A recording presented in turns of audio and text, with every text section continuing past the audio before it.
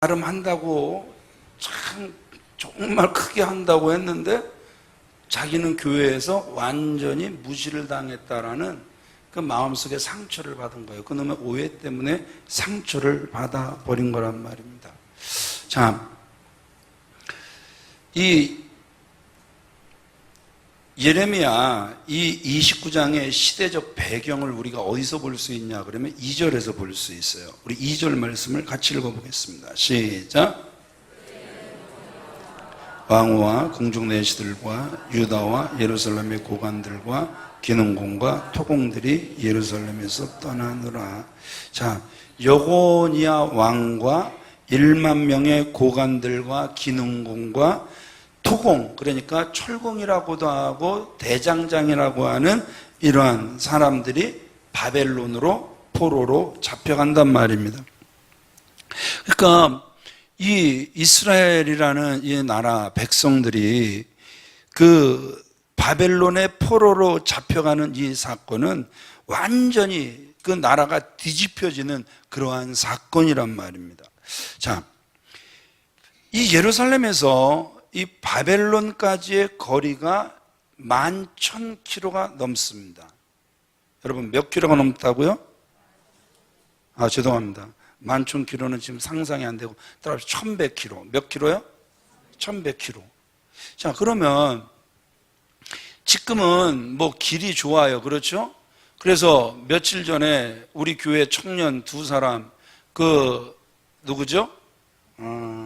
백철이하고 준일이하고 자전거 타고 부산까지 갔다 왔어요. 놀라죠? 예? 근데 길이 그만큼 좋아진 거예요. 자전거 길이 있어서 가면 막 경치도 좋고 그래서 한번 가본 사람들은 또 가고 싶어질 정도로 이제 길이 너무너무 좋아졌어요. 그런데 왕복해봤자 그게 몇 킬로예요? 한 800km 정도 될 거란 말입니다. 그렇죠? 근데 지금 길도 좋지 않고 그것도 먹을 것을 잘 먹고 가는 것도 아니고 잘 자고 가는 것도 아니고 포로로 끌려가면서 1,100km를 그들이 가는 거란 말입니다. 이 바벨론 사람들의 성품 자체가 아주 잔인했단 말입니다. 근데 보세요. 언어도 다르지, 습관도 다르지, 날씨도, 음식도, 문화도 다 예루살렘과 다 달랐단 말입니다. 여러분, 얼마나 고통스러웠겠습니까? 얼마나 외로웠겠습니까? 아침에 인간극장이라는 걸 이렇게 하더라고요. 그런데 그 탈북자가 이제 그 충북 영동에 정착해가는 그러한 그 스토리를 이렇게 그려나갔는데요. 보니까 북한 순대 그걸 만들어 먹으면서 굉장히 고향을 그리워하는, 고향의 부모를 그리워하는, 여기서 사실 그 사람들이 하는 이야기를 들어보면 북한에서보다 훨씬 잘 먹고 잘 입고 너무나 많은 걸 누림에도 불구하고 어디가 그립더라? 고향이 너무너무 그리운 거예요. 그런데 이 이스라엘 백성들은 생각해 보세요. 포로로 잡혀갔단 말입니다. 북한은 이 38선이 있기 때문에 못 가지만 그들은 완전히 포로로 잡혀갔기 때문에 이 유다를 그리워할 뿐 돌아올래야 돌아올 수가 없었단 말입니다. 그러니 고향이 그리워서 얼마나 그들이 몸부림을 쳤겠습니까? 그런데 이런 사람들에게 지금 하나님께서 예레미야를 통해서 편지를 보내주신 거란 말입니다. 유다 백성들에게 말로가 아닌 이제 편지로서 위로한 그러한 그 서신이란 말입니다. 우리 1절 말씀 같이 읽어보겠습니다. 시작. 예레미야가 예루살렘에서 이 같은 편지를 느부갓네살이 장로들과 제사장들과 선지자들과 모든 백성에게 보냈는데, 자, 이 편지의 저자가 누구라고요? 하나님이시고, 자, 기록한 사람은 누구라고요? 예레미야고, 이 편지를 받는 수신자들은 누구라고요? 여기서 보니까 읽으셨잖아요. 안 읽으셨어요? 다시 읽어볼까요? 자, 끌려간 포로 중 남아있는 장로들과 제사장들과 선지자들과 모든 백성에게 보내있는데, 그런데 특별히 남아있는 장로들, 이렇게 딱 이렇게 그 영어를 살펴보니까 surviving elders, 어떤 사람이요? 살아남은 장로들. 그러니까 지금 우리는 길이 좋아서 자전거 타고 부산도 왔다 가고 뭐 더 먼 길도 이렇게 가려고 하지만, 그래서 또 파주까지도 올라갔다 내려오고 이렇게 하지만, 이 길이 얼마나 험했는지, 가는 길이 얼마나 힘들었는지, 가다가 죽은 장로들도 많았고 병든 장로들도 많았고, 그래서 이 편지, 이 수신자들은 그래서 살아있는 그러한 장로들에게다 이렇게 기록하고 있는 거란 말입니다. 그러니까 피곤해서 돌아가신 분들, 늙어서 돌아가신 분들, 그러면서 고향을 너무너무 그리워하는 살아남은 사람들에게 하나님께서 이 서신을 보내셨음을 우리에게 보여주고 있다는 것이죠. 자, 그러면 이 사람들이 왜 포로로 잡혀간 원인은 무엇입니까? 이유는 하나죠. 하나님을 배반한 거란 말입니다. 하나님을 거역한 거란 말입니다. 마음, 입술로는 하나님 여호와, 전능하신 여호와, 못하실 것 없는 여호와, 그렇지만 마음으로는 이미 하나님을 멀리 떠난 그러한 이유에서란 말입니다. 그래서 하나님께서 그 이스라엘 백성들이 고통당하는 것을, 포로 생활하는 것을 그냥 보고 계시는 모습을 우리에게 보여주고 있다는 말입니다. 그런데 더 놀라운 건 뭐냐 하면, 이 포로 생활을 누가 하게 하셨냐 하면 하나님이 하게 하셨다는 거예요. 자, 우리 4절 말씀 같이 읽어보겠습니다. 시작.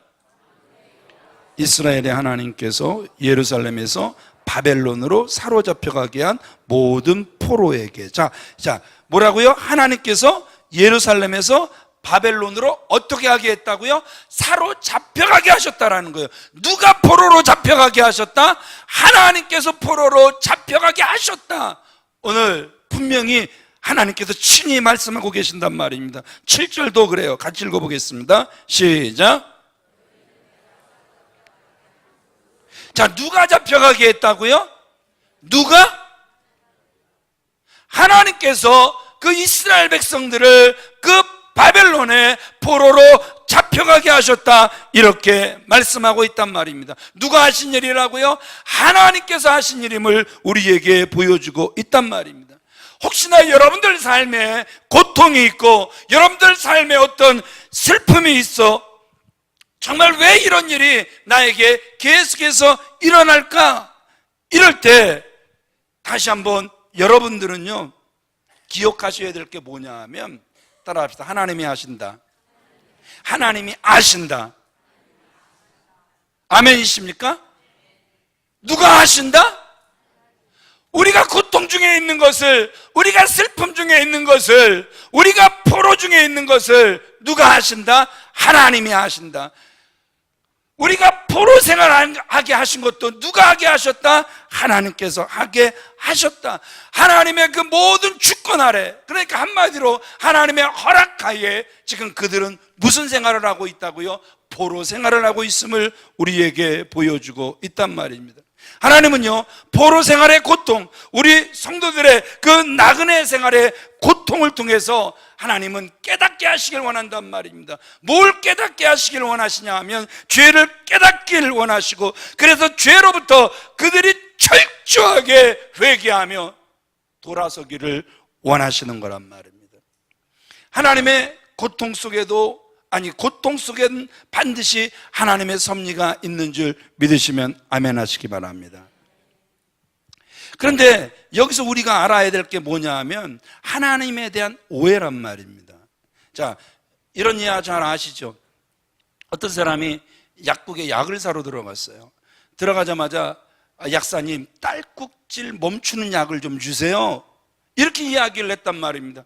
근데 약사가 막 약을 줄 것 같이 막 약을 찾다가 어디 있지 이러다가 갑자기 뒤돌아서서 딸꾹질 약 사러 온 사람의 뺨을 싹 때려버린 거예요. 쫙 때려버린 거예요. 그러니까 이 사람이 어이없어. 이게 무슨 일입니까? 이게 무슨 짓입니까? 약사님 그랬더니 딱 그렇게 멈췄죠. 이러는 거예요. 뭐 멈췄죠? 그랬더니 이 뺨을 맞은 사람이, 딸꾹질 하는 사람은 제 아내고 차 안에 있는데요. 어디 있다고요? 그러니까 지금 약사가 뭐 한 거예요? 오해한 거죠. 그 사람이 뭐 하는 사람으로? 딸꾹질을 하는 사람으로 오해를 하는 거죠. 자, 우리가 신앙생활을 하면서도 참 오해를 많이 할 때가 있다라는 거예요. 그 대표적인 오해가 뭐냐 하면, 하나님이 우리를 성숙시키기 위해서 우리에게 실패를 보내시고, 우리를 성숙시키기 위해서 우리에게 질병 같은 고난을 주신다, 이렇게 생각을 하는 거란 말입니다. 참 많이 듣는 말 중에 하나가 뭐냐 하면, 목사님 하나님이 저를 치셨어요. 목사님 하나님이 저를 치셨어요. 누가 치셨대요? 하나님이 치셔서 지금 자기는 이렇게 고통을 당하고 있다, 그렇게 말씀하시는 소리를 생각보다 많이 듣는단 말입니다. 그런데 그게 다 뭐라고요? 오해라는 것이죠. 하나님은 그 고난을 통해서 자신의 믿음을 더 성숙시키고, 그래서 결국 이렇게 하나님께 더 가까이 나오게 하시기 위해서 그 고난을 보내셨다, 이렇게 생각한단 말입니다. 그래서 오늘 말씀을 통해서 우리가 이 하나님에 대한 오해를 정리를 했으면 좋겠다라는 것이죠. 결과적으로 우리가 고난을 통해서 하나님께 더 가까이 나아가긴 하지만, 하나님께서 그 모든 것을 합력하여 선을 이루게 하셨기 때문에 정말 뭐 이렇게 또 우리가 감사할 수 있고 그러지만, 애초에 우리를 성숙시키려고 하나님이 우리에게 일부러 고난을 주시는 건 아니란 말입니다. 일부러. 자, 모르겠어요. 애를 우리가 키워봤어요, 그렇죠? 애를 이렇게, 제가 부모님들이 그러잖아요. 애가 막 공원에서 놀다가 애가 막 이제 집에 가자 그러면 애가 안 따라와요, 안 따라와요? 잘 따라오나요? 왜냐 그러면 집보다는 거기가 좋잖아요, 그죠? 그러니까 안 따라와요. 그러니까 엄마가 하다 지쳐서 이제 앞에 있는 아저씨한테 이제 야단 좀 쳐주세요. 빨리 집에 가 이놈아! 야단 한마디만 쳐주세요. 이런 말 해봤어요, 안 해봤어요? 안 해보셨어요? 다들 순둥이들만 키우셨구나. 예. 되게 감사합니다. 예. 근데 그런 말들을 해보셨기도 했고 들어보시기도 했을 거란 말입니다. 그런데 그게 정말 야단을 치라고 한 겁니까? 예? 그 사람 보고 정말 막 우리 그 자식 막 호되게 야단을 치라고 그런 거예요? 그냥 좀 놀래키라고만 한 거예요? 야단 쳐보세요. 난리 아주 그냥 눈에 쌍불을 켜고 누가 그렇게 하라 그랬어요? 그렇게까지는 아니죠. 이렇게 막 따지고 들어갈 거란 말입니다. 뭐 자기 자녀들에게 일부러 다른 사람을 통해서 이렇게 좀 이렇게 겁먹게 하는 그러한 경우가 우리가 자녀들을 키우면서 있을 수 있단 말이죠. 그러나 그건 부모의 진심이 아니라 얘가 빨리 어디 들어가야 되니까? 저녁 먹으러 집에 들어가야 되니까, 이 마음이란 말입니다. 절대 그 아이를 야단치고 싶은 마음이 아니란 말입니다. 자, 우리는요, 죄 때문에 우리가 고난을 겪을 수도 있고, 우리에게 주어진 자유의지를 잘못 사용한 결과로 고난을 겪을 수도 있고, 세 번째는 아무런 잘못이 없는데 고난을 겪을 수 있습니다. 그래요. 아무런 잘못 없으면 고난을 하나도 안 당한다, 이렇게 생각하시는 분 손 들어보세요. 그런데 가만히 우리가 예를 들어 한번 보잔 말입니다. 메르스에 이렇게 걸려요. 그 메르스에 걸리는 건 내 죄 때문입니까? 아니면 세상이 악하기 때문에 그렇습니까? 한번 대답해 보세요. 메르스에 막 전 세계가 막 난리가 나죠. 그런데 그 메르스에 걸리는 거, 여러분, 그거는 내 잘못이 아니란 말입니다. 그만큼 세상이 타락했기 때문에, 세상이 병들었기 때문에 그런 거란 말입니다. 여러분, 우리가 이 땅에서 엄청난 고난을 당할 수 있습니다. 그럼에도 불구하고 우리가 분명히 아는 것은 하나님이 우리에게 메르스를 주신 건 아니란 말입니다. 그렇죠? 쓰나미를 한번 생각해 보세요. 일본에 막 쓰나미로 인해서 이제 막 정말 많은 어려움들이 그 나라에 있었단 말입니다. 그랬더니 막 목사님들도 막 들고 일어나서 저 일본이 악하기 때문에 하나님께서 쓰나미를 그 나라에 보내셔서 회개하게 하시는 거다, 뭐 이런 설교들이 막 단에서 막 쏟아져 나왔단 말입니다. 어떻게 생각하십니까? 하나님께서 일본이 너무너무 악하니까 하나님께서 일부러 쓰나미를 보내셔서 그들을 정신 차리게 하신 겁니까? 제가 믿는 하나님은 일본 사람들이 쓰나미 때문에 막 고통당할 때 하나님은 더 아파하셨을 하나님이란 말입니다. 이해가 되십니까?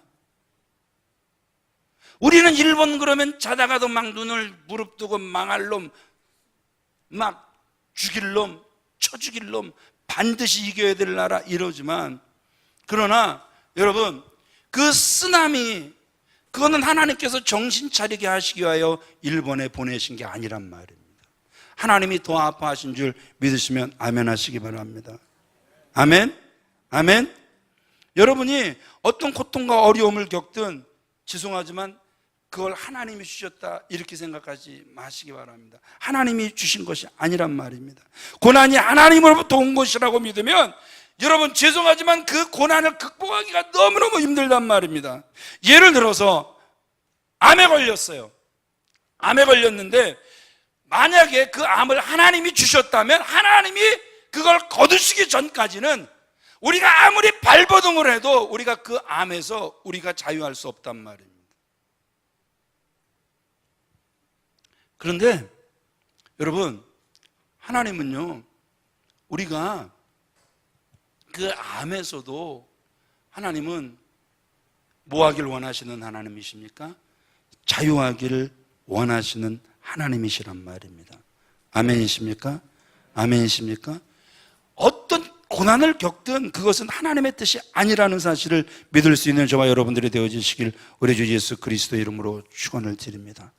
오히려 하나님은 저와 여러분들이 고난을 겪지 않기를 그 누구보다도 바라고 계신다, 이 사실 하나를 저와 여러분들은 믿으셔야 된단 말입니다. 다시 한번 말씀드리겠습니다. 하나님은 저와 여러분들을 성숙시키기 위해서 실패와 질병을 주시는 분이 아니라는 사실을 믿으시기를 바랍니다. 그 증거가 뭐냐 하면 따라합시다. 예수님입니다. 뭐라고요?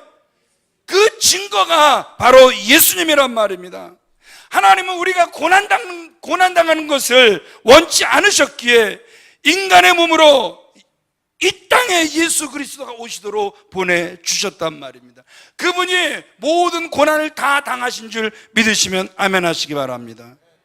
만약 우리를 성숙시켜서 고난에 이르는 것이 하나님의 뜻이라면 죄송하지만 예수님이 이 땅에 오실 필요가 없습니까? 없습니까?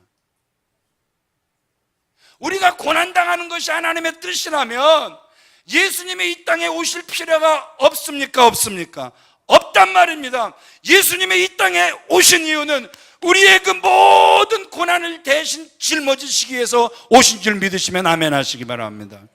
그러니까 계속해서 목사가 기도할 때마다 하나님, 예수 그리스도께서 십자가에 그 달리신 그 의미를 신앙생활을 하면 할수록 알아가게 하여 주옵소서. 뼛속까지 깨달아 알게 하여 주옵소서.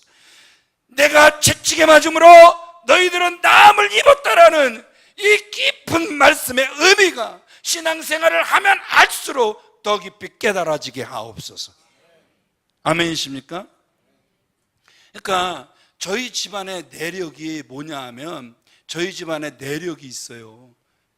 그 어머님이 고혈압, 당뇨, 그리고 아버지는 위암 수술을 하셨잖아요.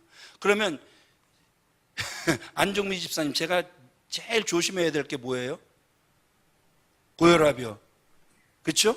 또 당뇨도 조심해야 되겠죠? 자, 그러면 고혈압, 당뇨를 조심하기 위해서 제가 음식을 상당히 많이 조심해야 되겠죠. 그렇죠? 그런데 안종미 집사님이 저를 보실 때 제가 음식을 안 조심할 사람 같이 생겼어요? 안 조심할 사람 같이 생겼어요? 지금은 굉장히 조심하죠. 그러나 과거에 저는 음식을 하나도 안 조심했단 말입니다. 그놈의 고혈압? 에이, 이게 나에게 올까? 안 와.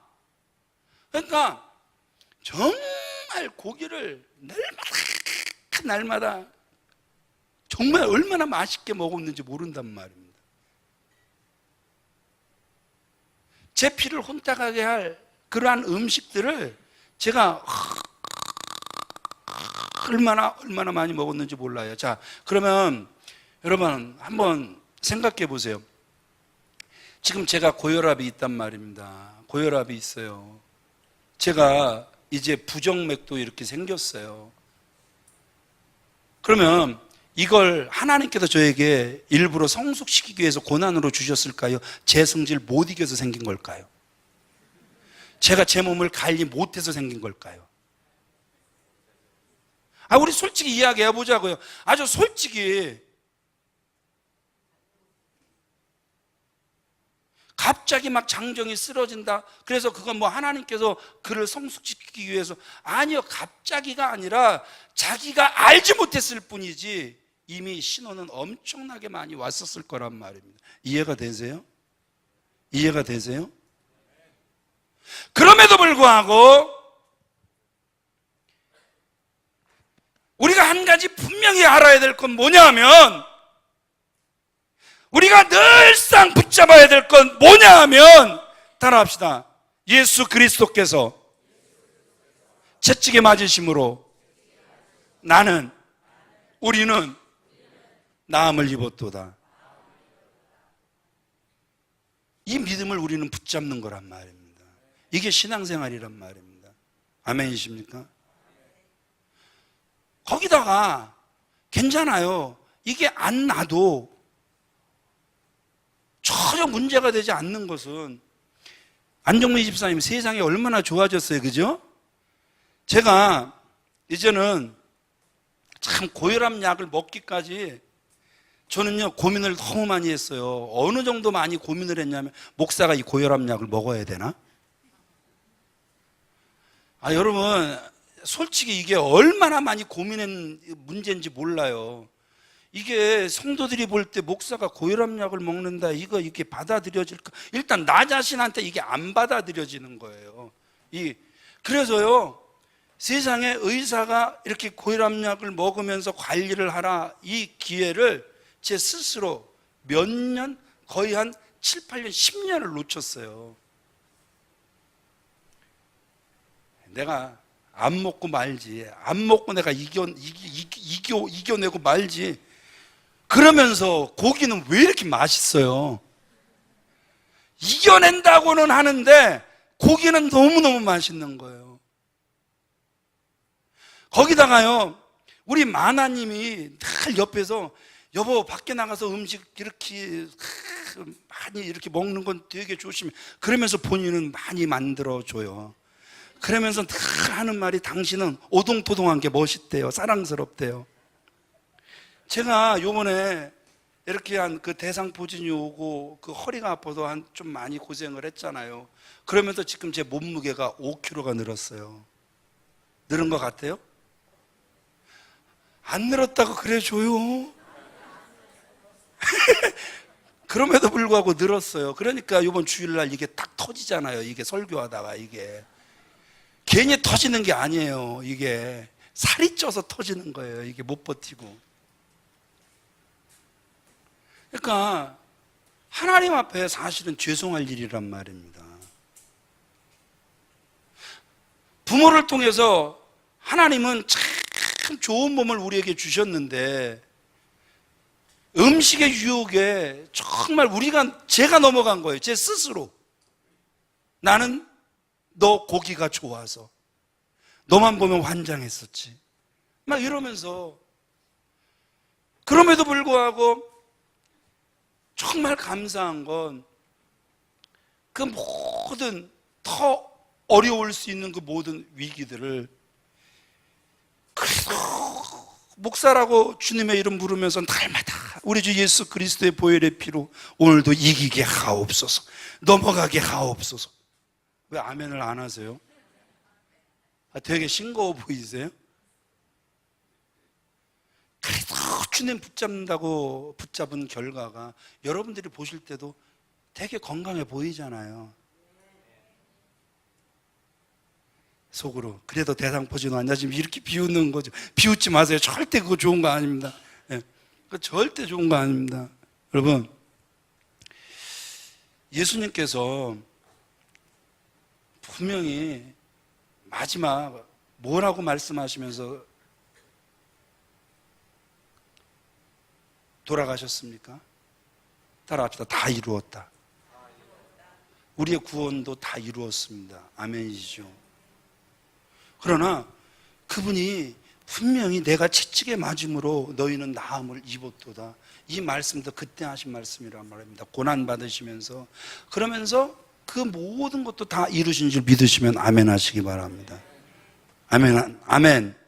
그러니까 때로 주님이 우리의 실패를 절대 바라시지도 않고, 그래서 어떤 일로 힘들고 그거 되는 일이 하나도 없다면 여러분 점검해 봐야 되는 거예요. 내가 아직도 죄에 빠져 있지는 않나? 우리의 환경 속에 묶여 있는 것들이 있지는 않나? 여러 가지 원인이 있다면 복음의 능력으로 끊어내는 저와 여러분들이 되어지시길 주님의 이름으로 축원을 드립니다. 아멘. 마지막으로 이 7절 말씀은 아주 대단히 놀라운 말씀을 하고 계세요. 우리 7절을 다시 한번 읽어보겠습니다. 시작.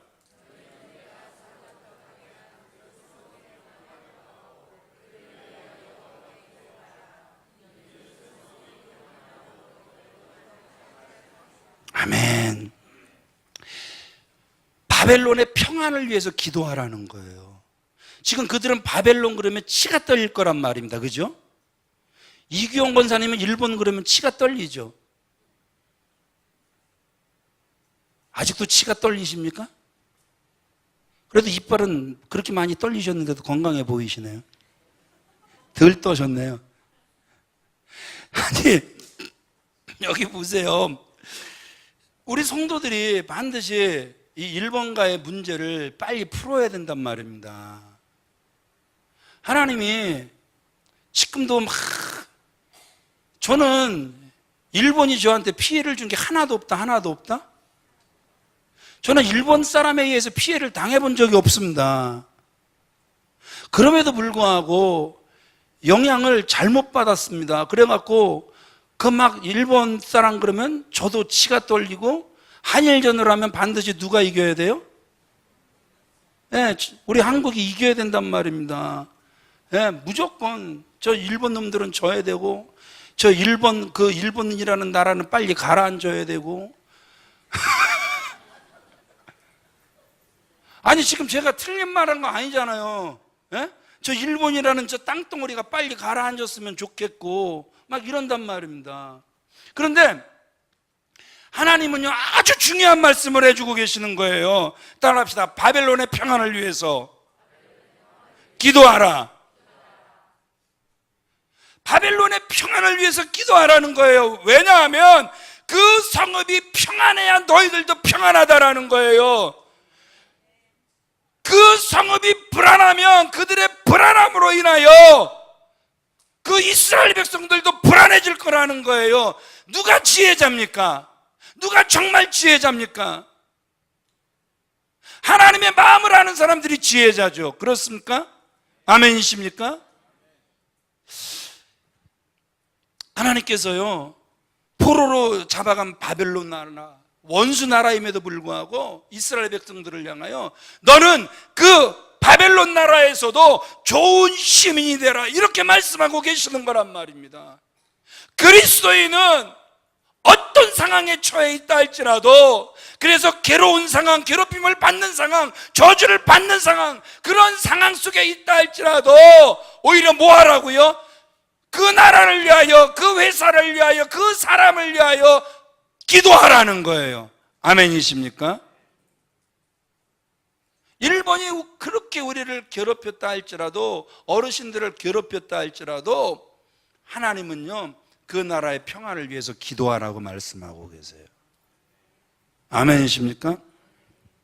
우리 신명기 23장 7절 말씀도 같이 읽어보겠습니다. 시작.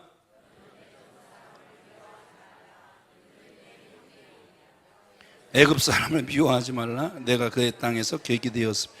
그냥 형제니까 미워하지 않는 건 뭐 그건 이해가 좀 돼요. 그런데 하나님께서 뭐라고요? 애굽 사람을 미워하지 말래요. 애굽 사람은 이게 자다가도 일어나서 쳐 죽이고 싶단 말입니다. 몇 년간 괴롭혔어요? 430년간 괴롭힘을 받았단 말입니다. 이러면 이게 바보가 아닌 이상 이건 정말, 이 애굽이라는 나라는 잊지 말자 애굽! 용서는 하되 잊지는 말자 애굽! 이러면서도 이 애굽이라는 나라는 그 이스라엘 사람들 마음속에서 용서받지 못할, 용서가 안 될 그러한 나라일 수도 있단 말입니다. 근데 우리 다시 띄워보세요. 다시 띄워보세요. 지금 뭐라고 말씀하고 계시는 거예요? 이거 다시 띄우라니까요. 자, 다시 읽습니다. 시작. 아예 뭐 하지 말아라? 그들을 미워하지 말라. 여러분, 굉장히 중요한 말씀입니다. 그래야 우리의 기도가 안 막혀요. 기도가 뚫리길 주님의 이름으로 축원을 드립니다. 호흡이 막히면 죽듯 목사도요, 제일 힘든 게 뭐냐 하면 막혔던 기도 뚫는 거 굉장히 쉽지 않습니다. 어렵습니다. 기도가 막히면 안 되거든요. 우리 영적 호흡이 막히면 안 되거든요. 근데 아무리 뭐 말로는 기도를 잘해도요, 그 기도가 하나도 영양가가 없는 기도가 되는 이유가 뭐냐 하면, 미워할 건 다 미워하거든요. 바벨론은 바벨론이라고 미워하거든요. 우리를 70년간 괴롭혔다고, 죽도록 괴롭혔다고 미워하거든요. 430년간 우리를 혹사시켰다고 미워하거든요. 그런데 정말 신앙생활이란 뭐냐 하면 하나님 마음을 아는 거란 말입니다. 따라합시다. 그들을 미워하지 말아라. 오늘 오해하지 말라고 말씀하고 계시고, 오늘 미워하지 말라고 우리에게 말씀하고 계신단 말입니다. 오히려 그 사회 속에 살아가면서 아주 건강한 일원으로, 아주 좋은 사람으로 살아가라, 이렇게 말씀하고 계신단 말입니다. 자, 이 부분을 같이 읽겠습니다. 시작. 신앙생활을 이유로 해서 정상적인 가정생활이나 정상적인 직장생활이나 정상적인 사회생활을 무시하거나 포기해서는 안 됩니다. 건강한 신앙인은 가정이 건강하고 직장에서도 성실해야 합니다. 그리고 국가 사회에서도 공헌하는 인물이 돼야 합니다. 아멘. 아멘. 가정이 건강하시길 주님의 이름으로 축원을 드립니다. 직장이 나에게 아무 것을 해준 게 없다 할지라도, 오히려 직장에서 내가 가지고 있는 그 모든 것을 빼먹었다 할지라도, 그럼에도 불구하고 그 직장 안에서 성실하시길 주님의 이름으로 축원드립니다. 누가 보고 계시기 때문에? 하나님이 보고 계시기 때문에. 누가 갚아주실 것이기 때문에? 하나님께서 갚아주실 것이기 때문에. 누가 이루어 주실 것이기 때문에? 하나님이 이루어 주실 것이기 때문에. 아멘. 우리 요한복음 10장 10절 말씀 같이 읽도록 하겠습니다. 시작.